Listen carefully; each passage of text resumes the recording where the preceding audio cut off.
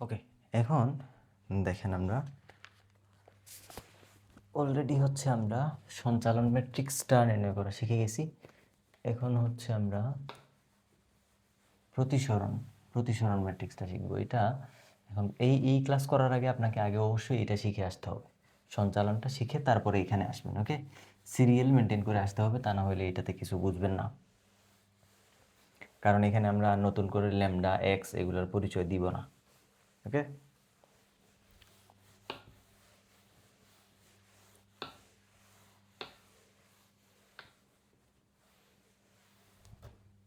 তাহলে আমাদের কোয়েশ্চেন হচ্ছে প্রতিসরণ ম্যাট্রিক্স নির্ণয়। তার জন্য প্রতিসরণ ম্যাট্রিক্সের জন্য হচ্ছে আমরা আলোর প্রতিসরণ ঘটাইতে হবে। আমি কিছু কথা বলে নিই, আমার সাথে সাথে লিখে ফেলেন। আর ব্যাসার্ধের একটি প্রতিসারক মাধ্যম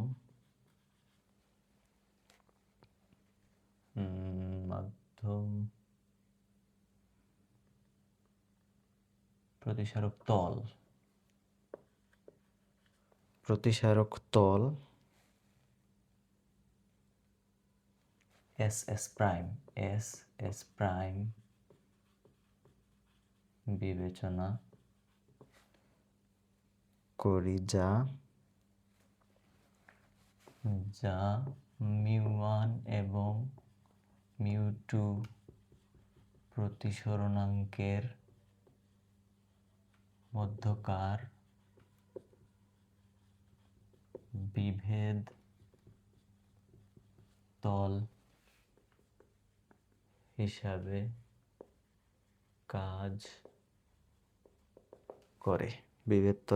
কাজ করে। তারপরে ধরি এবি একটা রশ্মি, এবি রশ্মিটি বিভেদ তলে বি বিন্দুতে আই কোণে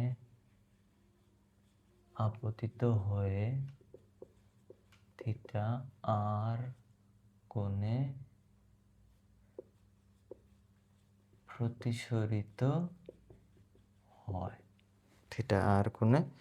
প্রতিসরিত হয়। ওকে,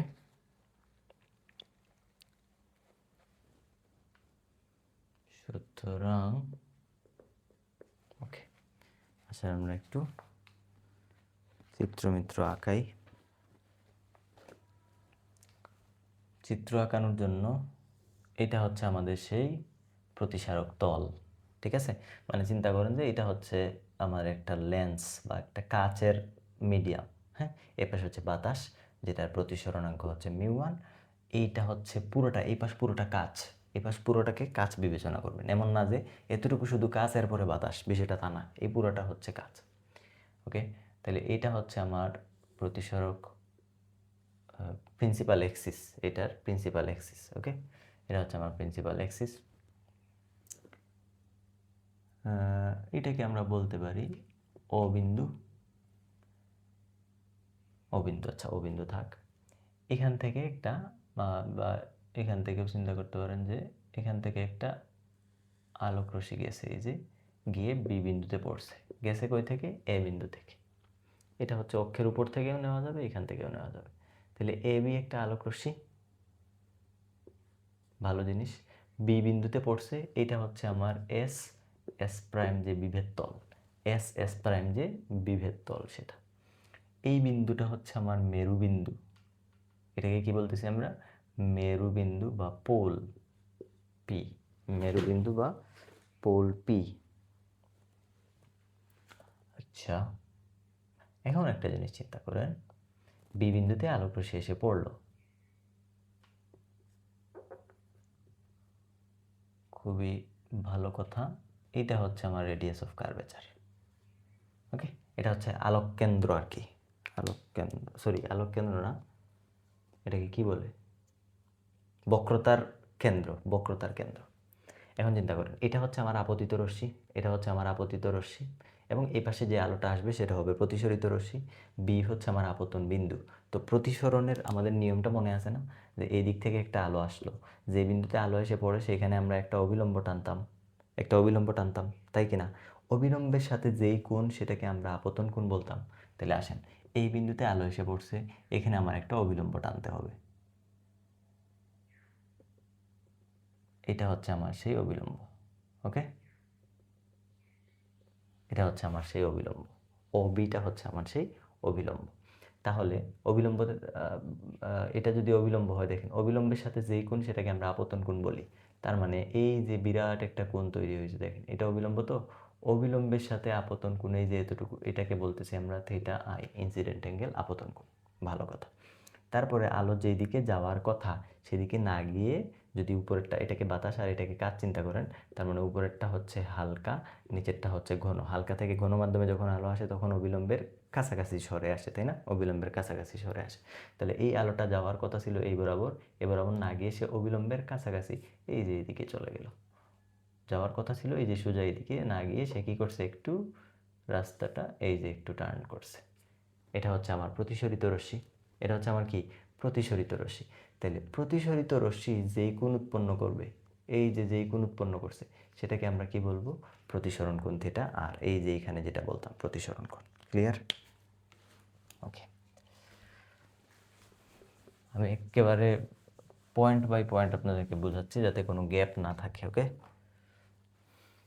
তাহলে এটা হচ্ছে থিটা আই, এটা হচ্ছে থিটা আর। এখন এটা আমার কি ছিল, এটা আমার প্রধান অক্ষ ছিল, তাই না? এটা আমার প্রতিসম অক্ষ ছিল। তো আমি এইখানে হচ্ছে এই যে এই পয়েন্টে একটা প্রতিসম অক্ষ আঁকতে চাই। এখানে একটা কি আঁকতে চাই, প্রতিসম অক্ষ।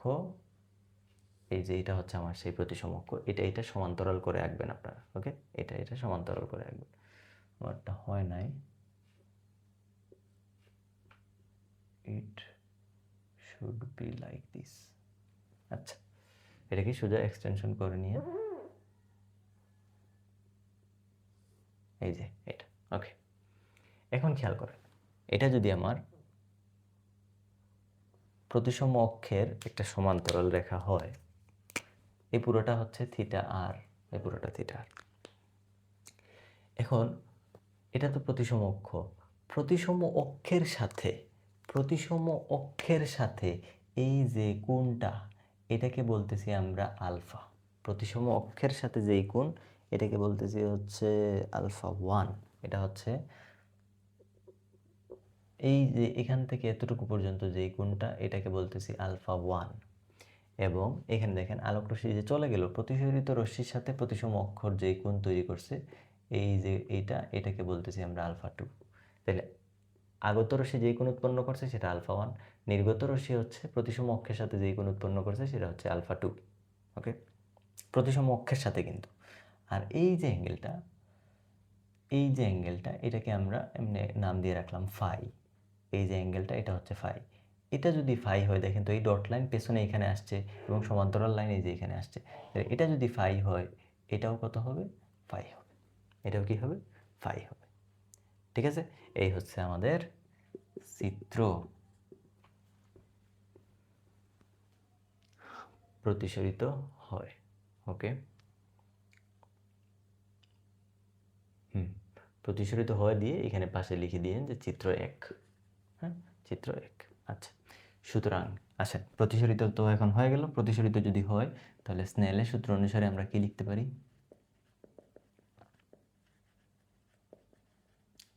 স্নেলের সূত্র অনুসারে কি হয়, sine i divided by sine r equals to mu 1 by mu 2 by mu 1, তাই না? Mu 2 divided by mu 1, mu 2 by mu 1। আচ্ছা, এখন এখান থেকে আমরা লিখতে পারি, দেখেন কোথায় গেল, মিউ 2 বাই মিউ 1। আচ্ছা, এখন ঘটনা হচ্ছে যে থিটা আই এবং থিটা আর, এই থিটা আই এবং থিটা আর এগুলো খুবই ক্ষুদ্র। কারণ কি, প্যারাঅ্যাক্সিয়াল রে হওয়ার কারণে থিটা আই এবং থিটা আর খুবই ক্ষুদ্র। থিটাগুলো যদি খুবই ক্ষুদ্র হয় তাহলে সাইন থিটা যেই কথা শুধু থিটা কি একই কথা। তার মানে আমরা এখান থেকে লিখতে পারি theta i divided by theta r equals to লিখা যাবে mu two by mu one. কোনো সমস্যা নাই। কী কারণে লিখা যাবে? কারণ হচ্ছে থিটা আই এবং থিটা আর খুবই ক্ষুদ্র, এই বিবেচনায় এটা লেখা যাবে। তাহলে এখান থেকে দেখেন তো লেখা যায় কিনা যে mu one theta i equals to হচ্ছে মিউ টু থিটা আর লেখা যায়।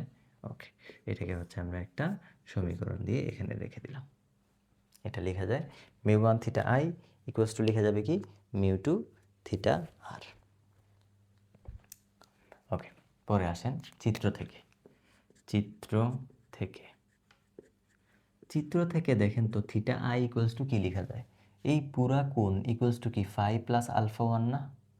থিটা আই ইকুয়ালস টু কি ফাই, এই যে উপরে phi plus alpha i, phi plus alpha one, তাহলে ফাই প্লাস আলফা ওয়ান এবং থিটা আর ইকুয়ালস টু কী লেখা যাবে? Theta r equals to phi plus alpha two, phi plus alpha two লেখা যায়। এখন এগুলার পরিচয় লিখবো আমরা। এগুলার কি লিখবো এখন? পরিচয়। আচ্ছা, পরিচয়গুলো পরে লিখি। এখান থেকে হচ্ছে মানগুলা যদি আমরা বসাই দিই দুইয়ে, এই মানগুলা যদি এখানে বসাই, এই মানগুলা যদি সমীকরণ একে বসাই, মানগুলো থিটা আই এবং থিটা আর এর মান একে বসালে কি পাবো দেখেন তো?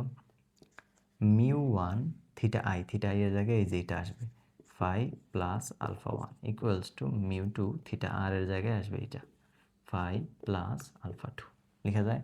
আচ্ছা, বা এটাকে একটু ভাঙাই আমরা, mu one phi plus mu one alpha one equals to হচ্ছে মিউ টু ফাই প্লাস কি মিউ টু আলফা টু। এখান থেকে আমরা মিউ টু আলফা টুটাকে আলাদা করব, মিউ টু আলফা টু এটাকে আলাদা করতে চাই। তাহলে mu two alpha two equals to কী লেখা যাবে? Mu two alpha two equal to, এটা বামে চলে আসবে তাই না?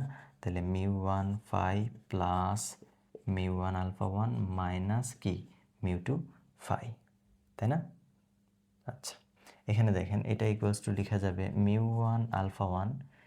এই যে দেখেন এখান থেকে ফাইটাকে যদি আমি কমন নেই তাহলে mu two minus mu one, এখানে ফাই আছে এখানেও ফাই আছে, ফাইটাকে কমন নিলাম, লিখতেই পারি দেখেন মাইনাস মিউ টু ফাই, এই যে মাইনাস মিউ টু ফাই, মাইনাসে প্লাস, এই যে plus mu one phi, plus mu one phi mu two alpha two. দেখা যায় কি না?